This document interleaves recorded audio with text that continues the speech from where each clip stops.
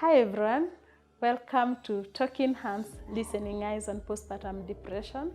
THREP, we are so happy to see you and the support that you people have given us every time that we come online, and when we have matters to discuss about maternal mental health. You're always there, you support us. I've received so much, so many questions, so the response is so good and overwhelming. I'm thankful to God. And I'm also grateful that we are able to communicate to the deaf moms, because that's our target. They are the people we are here for, because Talking Hands, Listening Eyes is more about the deaf people. Talking Hands, Listening Eyes is passionate about maternal mental health of deaf moms, and mostly moms who have gone through postpartum depression. My name is Judy Kihumba. I am an advocate of maternal mental health. I work with deaf moms, and I work them in this maternal journey, because motherhood can be tiresome, motherhood can be heavy. You can go through motherhood journey in so many ways, and we are here to walk this journey together. And today we are at Kangemi Health Center, where we are well received, and we have come here to get more information, to learn more about how to work with the deaf moms and what we need to know from an experienced person, a person who does this in her everyday activity. We are so grateful to have Rhoda Kaburu. Rhoda Kaburu is a registered nurse, midwife, and she's so passionate about neonatal health. And we are here so that she may help us get some information to demystify some myths that we have, to make us get more information from a knowledge point of view. We don't want this to be talking from our experiences. We want to talk from a medical experience. So we are so happy, Rhoda, that you came, and that you allowed us to be with you and to host you. Thank you very much. Could you maybe tell us who you are and who is Rhoda? When people see out there, see Rhoda, who is Rhoda? Okay, thank you very much, Judy. Hello, everyone. My name is Rhoda Kaburu. I am a registered nurse midwife at Kangemi Health Center, and basically, I am very passionate about maternal, neonatal health care, including mental health. I have this drive of serving women and bringing life each and every other day of my duty. So I find there's a lot of fun in working with the mother from since preconception to conception until delivery, and we also follow this baby until the baby attains the 5-year-old age. Yes. Thank you very much. We are so happy to hear from you and to see you. My first experience with Rhoda was with deaf moms, and I know she may tell us more. As a midwife, let me start there. Maybe you can tell us your experience from that point of a midwife with deaf moms. And this I'm asking because I've realized there are so many people. Maybe first you can tell us who is a midwife, because we may be here talking of a midwife and we don't know who is a midwife. Yeah. So thanks again, Judy. A midwife, like the word reads, a midwife is a person who comes in between a mother since the whole journey, working with the mother from preconception to conception until delivery. Most of us think like the midwife. You also have male who are also midwives, use the term generally, but this is a person who has assisted the mother into bringing a new life to the world, and this is a person who is supposed to be an advocate of the mother. In fact, a midwife is an advocate of the mother. They should be treated knowing that this person is bringing a new life to the world. And when it comes to the deaf world, it becomes a bit challenging, because we might find in a community that most of the people can hear and talk, but a deaf mother, a person who doesn't hear, definitely doesn't talk. So they get challenged when they come to the delivery room. Maybe you're instructing the person to do this, but you cannot communicate. So there's that communication barrier. Hence, finding this mother, they may shun from even coming to the hospital. And you still find, as much as we've had the free maternal health services, we find that there are mothers who shy away because they don't want to feel intimidated when they go to the hospital.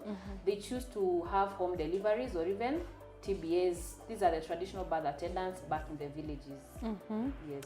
I have seen, you've said you work with the mother from being expectant to the time the child gets to 5 years. Yes. I have seen mothers who come to the hospital, and I don't know whether this is your experience, because they are crowd. If they're being attended, they're attended as a crowd in terms of if there's information you need to give, like nutrition. There's so much information that they get from the hospital. But have you ever had an experience with a specific deaf mom where you concentrated on this mother and yet you don't know sign language? I don't know how your experience was, if you've ever had one. Okay, yes, I've had an experience. This was at Pumwani, and the deaf mothers, luckily they were in your company, but before you arrived, they had arrived before you're there, and it was really challenging for us to even offer the services they needed. If I can recall very well, they needed family planning services, and in family planning, you need to take a client through what they need to know, the facts, and help them towards choosing a method. They have the rights. You're not supposed to just implicate a method on a client. You take the client through, tell her what she's supposed to know, teach her the methods, the side effects, and get the client to choose.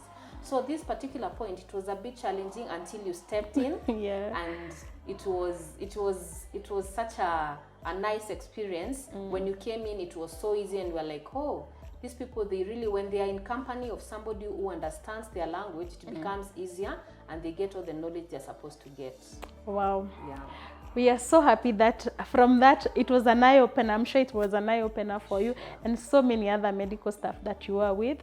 And from still from a midwife point, you said you work with this mom until even to delivery.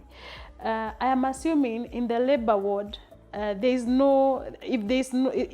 no person who knows sign language, and here comes a mother who you need to check whether they have dilated or whatever is happening, you need to check on them. What do you think would happen if a deaf person comes here? This a deaf mom has come, and I'm asking this because I have seen moms who have been taken to CS direct. They do CS because the doctors don't want to keep wasting time with this mother who they can't communicate with. So instead of going through that point of looking for an interpreter or looking for a way to talk to this mother, you find they just do CS for them so that you finish up with this. And you, as an advocate of maternal mental health, there are times you think their mental health is not taken care of. What do you think we should do in that area? Okay, thank you, Judy. When it comes to having we call them able differently mothers, it's a bit challenging. It requires a lot of patience and a lot of listening, observing skills, because at the moment, the first instant I meet a client, I am in a position to tell physically if all the 5 signs are functioning, and if I don't identify this client that they cannot talk back to me, I will have failed the client. But the moment I understand that this client cannot communicate, it's now my duty to notify whoever person, because we work in rotations. The moment I hand over to my colleague, I need to notify my colleague this is a special needs person. So even when communicating, in most cases you'll find that they come in the company of a spouse. If the spouse couldn't be deaf, but at least they understand what the mother needs to communicate. But there are chances you also get the person is all by themselves. It becomes really challenging for you as a health worker, especially explaining some of the things like I want to ascertain if you're in labor, I want to check if you're in labor. Like for the pain, you can tell by observation. But now instructing the mother, do this, do that, it's a bit challenging, but we still get a way of communicating to them. If a person can read and write, we offer a paper and a pen, and they write what they need to tell you, and you also write back what you need them to do for you. In instances where a mother cannot completely write or read, it becomes more challenging, but somehow we look for a way to assist them. Wow. Yeah. I am looking at a case where a deaf mom, and this specifically a deaf because all other disabilities, not that I'm ignoring other disabilities, but I know other disabilities communication is easier.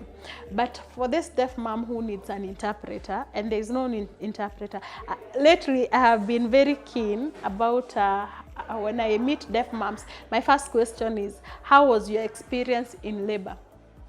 And the experiences I've gotten, because where the nurse needs to tell, the midwife needs to tell this mom, push. You know, when we've gotten to that point of where you need to push to give birth, the baby is coming and the mother needs to push. The nurse doesn't know how to tell her push.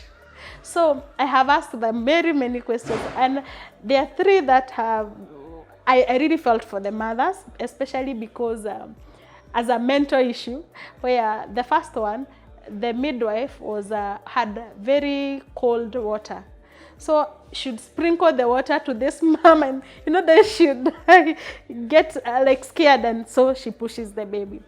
The other one, the midwife was slapping her, and it's slapping her hard so that she could push. So out of that, I realized there's so much that we need to do from all angles, from the deaf moms, because there's some information they need to tell to the nurse, or I need to do an extra effort as I'm coming to the hospital. Do I have identified the hospital I want to give birth in, and maybe I may need to do some groundwork to know, is there an interpreter?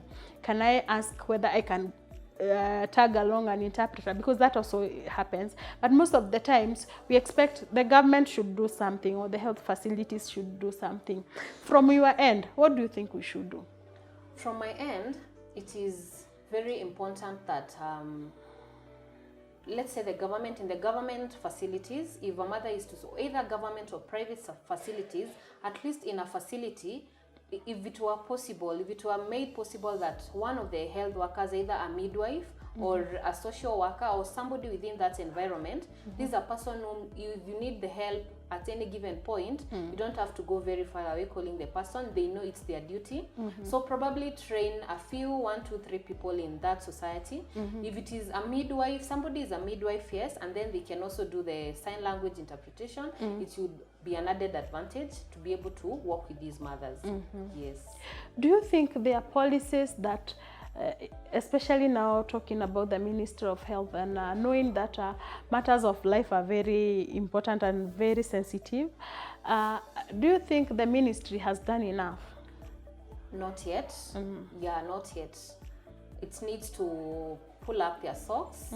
Yeah, even when they are hiring, they should also consider hiring people with deaf issues. They're in a position to understand their own deaf community, and even when someone is looking for a job, if they say like having a sign language course is an added advantage, it motivates people to even apply for those jobs. Okay. Yeah. I have realized that there's so much information out there, especially like when you're talking about vaccines, when we are talking about nutrition, when we are talking about matters that touch the mother and the child.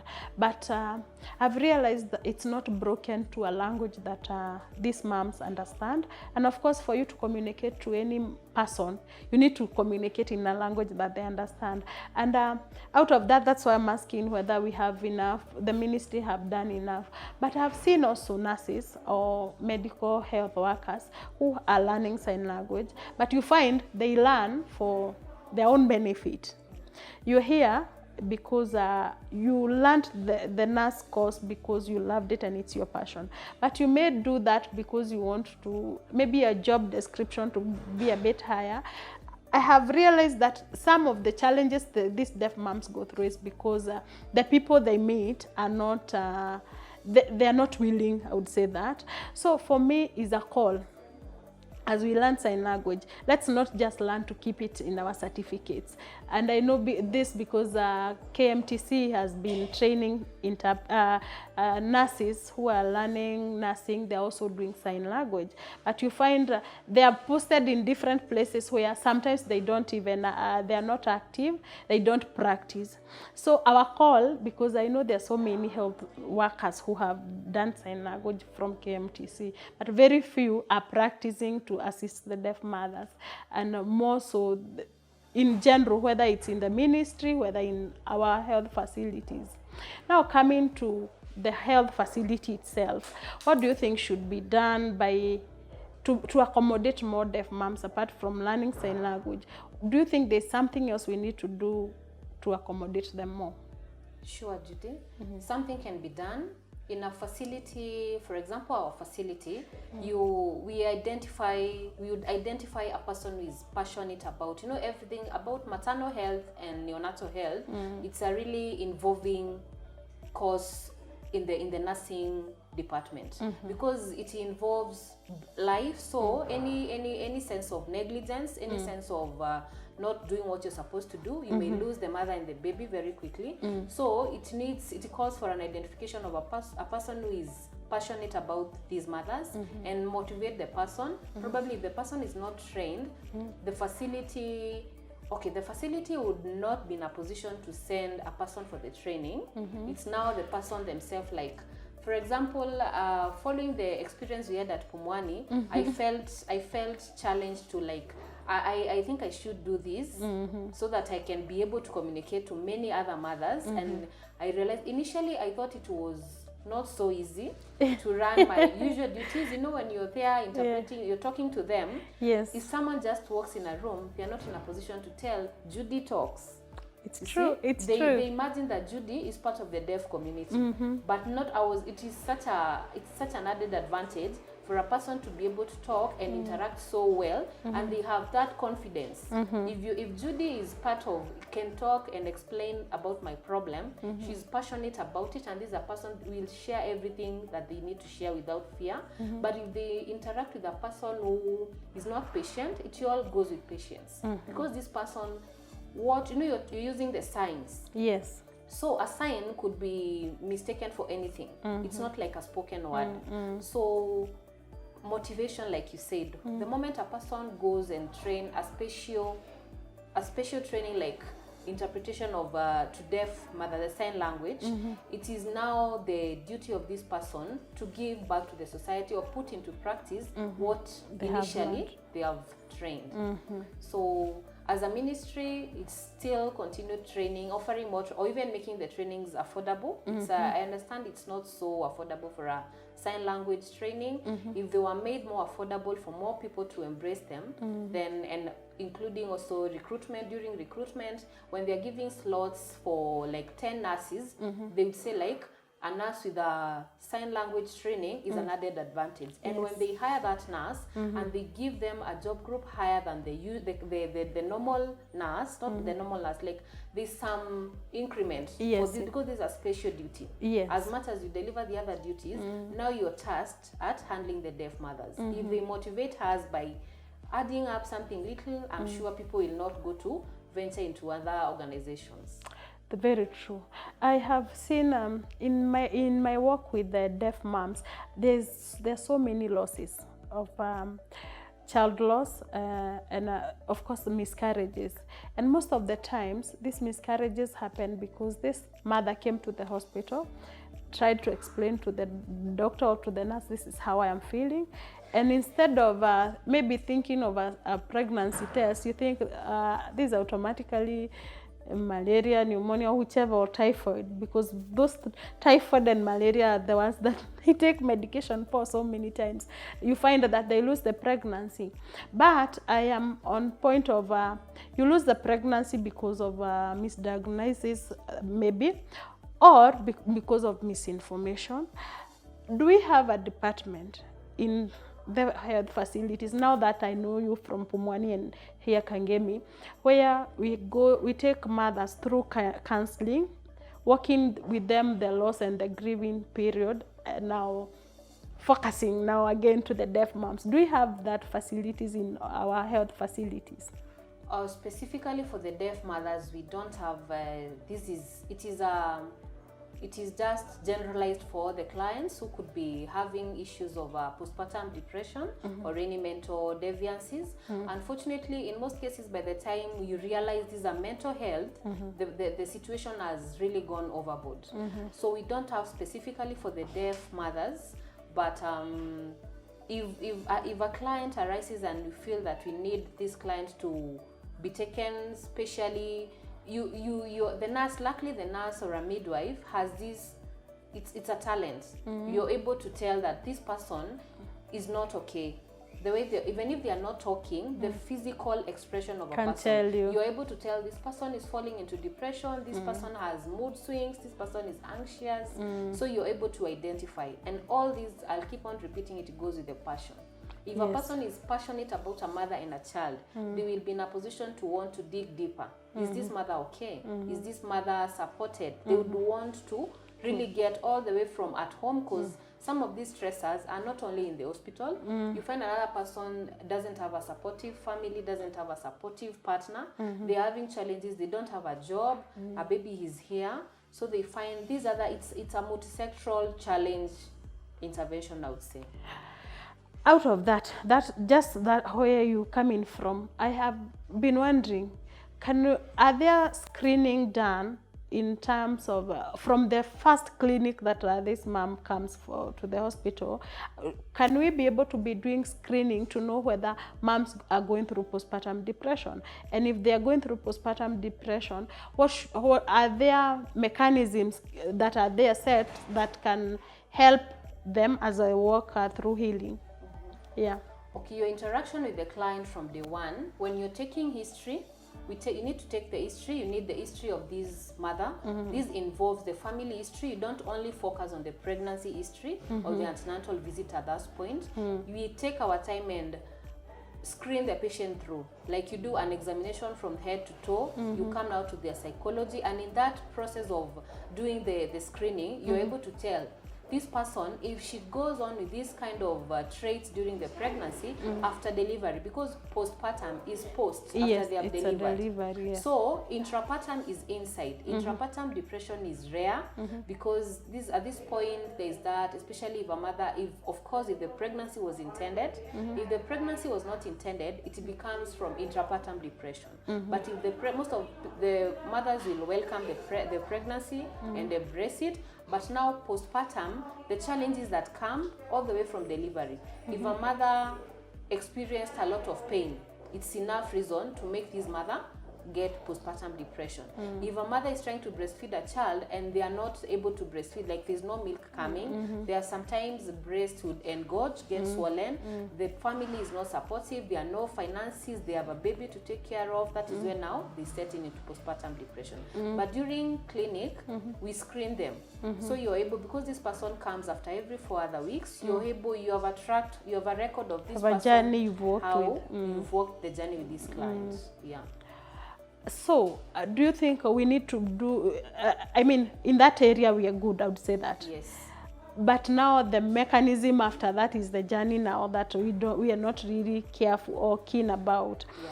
I would ask, most of the times, mothers have their own challenges, and as we talk about postpartum depression, because that's where my heart is as well, we realize there are so many triggers that are triggered to get to postpartum depression. And as you've said, you can tell from the history of this person. And you, from where you sit, I know you're passionate about family planning. Do you think family planning can be a trigger? Because where you find a mother has 5 kids, less than 5 years, or 4 kids less than 5 years. So this distancing and spacing of the children. Do you think family planning at that level can be a trigger to postpartum depression?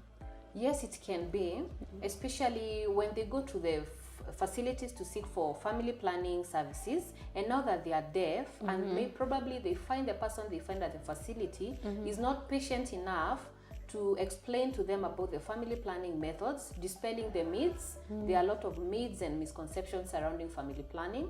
So even a person, leave alone a deaf person, but now our interest being a deaf person, it becomes more complicated because they cannot hear. Yeah. So if the person doesn't take them properly in the methods that are there, giving the facts and dispelling the myths, this mother will shun off like, I will not go to the hospital to take the family planning. So the moment they go back home, they're sexually active, no family planning methods, they find themselves they are pregnant. They deliver a baby. Within no time again, they remember that episode that I went to the hospital, my friend said family planning was like this, causes cancer. There's all those myths and misconceptions. So you find that they keep on postponing the fact of going to get the right information, maybe because they were ignored, they were not treated. They are easily irritable because they are trying to communicate to you and you cannot get what they mean. So they find themselves having so many babies within, there's totally no spacing. Yes. When you say that about the myths, there's so many myths out there. Are there some that you may have experienced from moms who come to you and tell you, and to you, you know, this is not true, this is not the right information? Do you know of some myths that you maybe would tell us? Of course, Didi. Out of my practice, I have encountered very many myths, especially the major method that has a lot of myths is the coil. The coil, we call it coil, that is the intrauterine device. It's a device put in the uterus of the mother to prevent the sperm getting to the head and doesn't cause fertilization. So people, there's always this misconception that this coil, it is going to walk up to your body, to the heart. Yeah. They relate it with so many bad things which are not realistic because it's only put at the entrance of the uterus. So the misconceptions like it is going to travel to the body. They also they say the efficacy is so low, like you can always get pregnant with the coil. Like the partner, there are also cases that a partner, the male partner, may feel the coil during intercourse, which is not true, Judy, because the distance from the vagina to the uterus, it's a long distance that no male would reach to that point. But the misconceptions are there. Another one is like the implants. The implants, we have the 3-year ones, the 5-year ones, and there are misconceptions like it's going to make you very fat, it's going to make you very thin. All these methods have side effects, and we always tell them the facts that if this side effect is the issue of making you too fat, it's not the contraceptive involved. It's your own body reacting, and the bodies would react differently. So we try and dispel some of those myths like those. I've seen moms who maybe I had this side effect with the coil or whichever family planning method that I am using, but I come to you and tell you that's how all of us should be feeling, you know. So, and this is how information goes to our deaf world, where one mom gets a side effect and you find all the moms in that area, they will stick on that, which some have no clue of.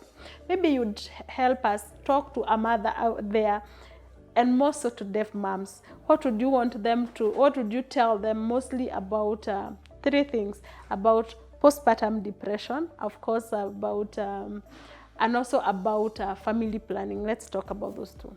Okay, so family planning, the special message I would have to our deaf mothers, we should understand that their bodies are very different. How God created us in a very unique way. Every person is unique in their own way. So a side effect that is experienced in character A shouldn't be the same experience encountered in character B.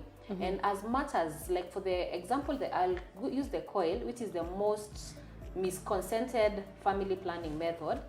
First of all, it's a non-hormonal method of family planning. Yes. So if it's non-hormonal, it does very little interference with your own body. But the takeaway home message is everybody is very unique. What happens to you doesn't really have to happen to one another.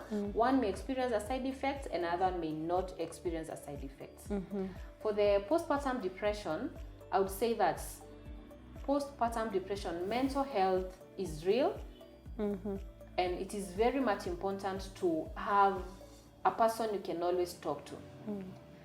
Most of the people shy away from talking to a person, sharing to a person, in fear of being judged, in fear of being demeaned. But mental health is there, and it is very important. Always have a person you can talk to, because speaking out, like we say, a problem shared is a problem half solved. Yes. Yeah. Thank you. If I would say, I would talk to a deaf mom out there, as Rhoda has said, that if you feel you are not okay, because there are times when people visit us to come and see our baby or to hold our babies, they always focus on the babies. They don't focus on us mothers to ask how we are feeling. But if you're a mother there, you feel like, I don't think I'm okay. We have medical people like Rhoda who can walk the journey with us. You don't have to go so far. Even as you take your baby to the clinic, maybe you can identify one person in the hospital where you go, whom you can be close to, whom you can be telling, even if all this seems to be okay, personally I'm not okay, because that's the only way we'll be able to fight this big elephant in the house, because postpartum, as Rhoda said, is real. Rhoda, I don't know, maybe you'd have your parting shot on this as we wind up this conversation about all around everything that you do, including every day, because this is your work from morning to evening, and Monday to Friday, or Monday, it's all, you live about this. So what would you tell us, a parting shot that as moms, now in general, what we should know? Okay, a parting shot is that being a mom is a wonderful experience. It's such a great gift from God. And when you get an opportunity of being a mom, you should embrace that gift with your entire heart. At the same time, never shy off to talk to a person. Never shy off to inquire about anything that you feel that is not working for you. And finally, let us work with facts. If you have something that you don't really understand from the community, don't base it from what your neighbor said, what your neighbor was treated. And yes, we have a healthy nation, yes, from healthy mothers. Thank you very much, Rhoda, and I'm so grateful that you honored us to be here and to be discussing this. And I know we'll be talking more about this, and we'll enlighten so many other moms out there. This is just a beginning with Rhoda. She's so informed, she has so much, and I'm sure with time we'll go and breaking it down to our level where we can all understand. If you're there, you're a mom out there, and you may want to reach to Judy, you may want to reach out to Talking Hands Listening Eyes on PPD, you can call us on 0769 811 399, 0769 811 399. You can also reach us on Facebook, THLEP is THLEP, on Facebook, on Instagram. We are on social media. So anywhere that you may feel comfortable, reach to us, and let us walk the journey with you. Let us walk the motherhood journey with you. In case you are there and you're struggling, please don't die alone in that cocoon. Don't close yourself down there. There are people out here who are ready to walk the journey with you. Until next time, thank you very much for your support. Thank you.